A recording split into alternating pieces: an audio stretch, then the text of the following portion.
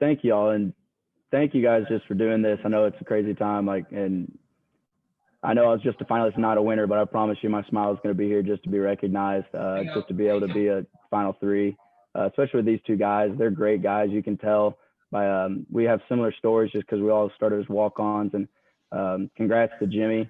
He deserves it. Both these guys deserved it. So it meant the world to be a finalist. But this is definitely fuel to be able to go next year and do it and try to win it next year, because obviously this year wasn't enough. And this just starts today. Bob. Hey, Grant, how you doing? Hey, I know it's a great honor just to be nominated. It's an even greater honor to be a finalist. But I know a lot of Arkansas fans were really pulling for you as the first Razorback to be a finalist. How motivating is this for you, knowing that you've already announced you're coming back to play for the Razorbacks again next year? Yeah. First off, for your first portion of that is just the fans. They mean the world to me, to see how they do, what they do, and how crazy they are here at Arkansas, and especially how Brandon is just a big thing here. It meant a world to be the finalist, especially the first one. I definitely think it won't be the last one. But this is definitely a chip on my shoulder that is just going to continue to grow. The good thing about it is I lost or didn't lose. I was not chosen to a really good player. These guys here that were finalists were really good players. They deserve to be here. Both of them deserve to win. So this is definitely going to fuel me for next year, and I can't wait to get to work. Thanks, Grant. All right, thank you, Bob. We'll go to Andrew Hutchinson. Go ahead, Hutch. Yeah, Grant, what does the offseason look like for you? I mean, I know you had multiple injuries this year and were playing in a bunch of braces and stuff. Do you anticipate needing any surgeries, or what does the offseason look like for you? No. As of right now, can y'all hear me?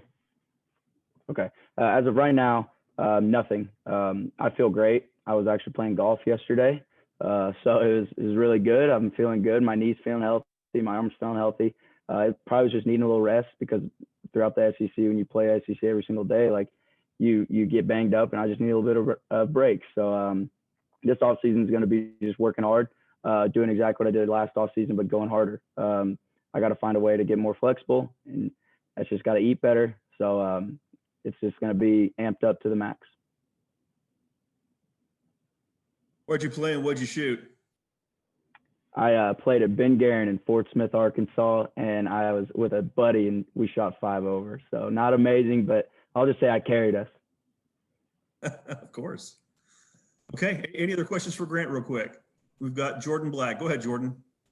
Hey, Grant, you talked about when you were nominated a few weeks ago, how you always try to live the Burls way. Can you touch on how you'll continue to do that in hopes that this trophy might be yours next season?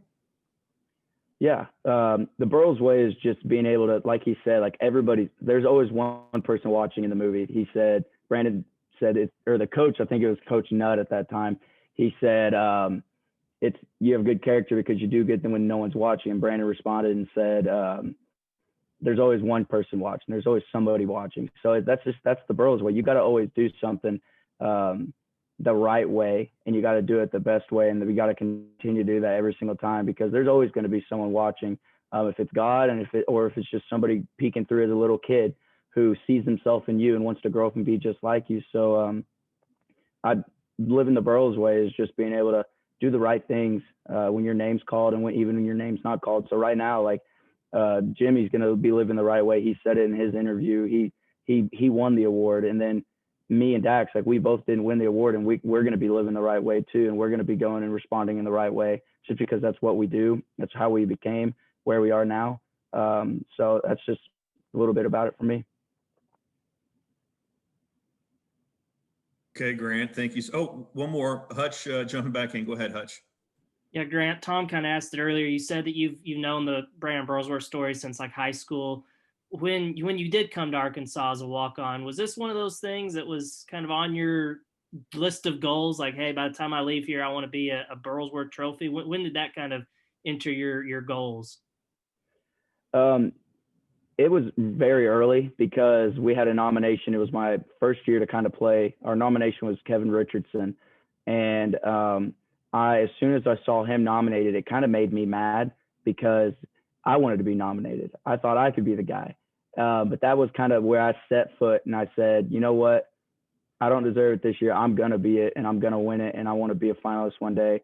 So I get another year of football and I get another year to try to do the exact same thing and try to win it. So that's about the time where it got onto my goals. And that's definitely on a goal for 2021. Awesome. Bob Holt. Hey, Grant, I couldn't let you get away without a follow-up, Hey, you're one of several seniors who decided to come back. How much have you talked to those guys about the decisions? And obviously, unfortunately, you get to be together at the bowl. Just what do you think about all you guys coming back? And what do you think was the common thread there, maybe? A lot of the decision for me was just based off what was best for me in my NFL draft grade and like where everyone thought I would be going. So I just think I can improve on that. There was 3 of us that were draftable guys that we should have decided that we could have went or we could have stayed. And you guys obviously saw who came back and who hasn't. So we talked about it a lot. I talked to Myron a lot about it. I talked to Jay Marsh a lot about it. So we did what's best for us, and we decided that no matter what happened, we were going to stay friends. We were going to be our biggest fans. I'm going to be Jay Marsh's biggest fan, even though I'm not going to be playing behind him this year. But it's a big decision, and everyone around the country had to make it. So we didn't want anyone to feel sorry for us, but it was definitely in a position where we've been praying about and just glad we were there to begin with. But we're excited for another year. Thanks.